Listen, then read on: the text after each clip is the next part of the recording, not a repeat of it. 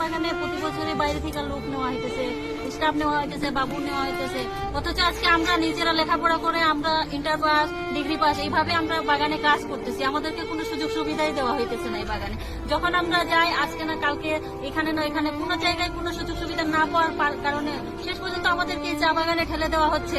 আজকে আমরা এত কষ্ট করে লেখাপড়া করি, আপনারা জানেন যে আমাদের কত কষ্ট হয় লেখাপড়া করতে। আমাদের মা বাবা আমাদেরকে ঠিক মতো খাওয়াইতে পারে না, ভালো মতো রাখতে পারে না, তারপর আমরা যদি নিজের চেষ্টা একটু লেখাপড়া করে সামনের দিকে অগ্রসর হতে চাই, ওনারা আমাদেরকে সেই সুযোগটাও দিতেছে না।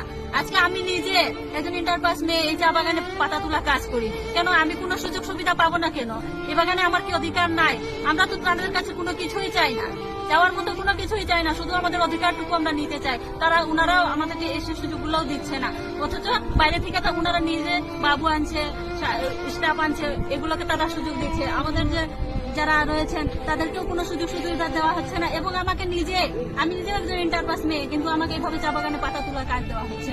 এমনকি শন কাটা, বাঁশ কাটা, সব ধরনের কাজ করানোর পরেও এখনো আমাকে কোনো সুযোগ সুবিধা দেওয়া হচ্ছে না। 3 বছর কাজ করার পরও এগুলো সুযোগ সুবিধা থেকে আমরা বঞ্চিত থাকবো কেন?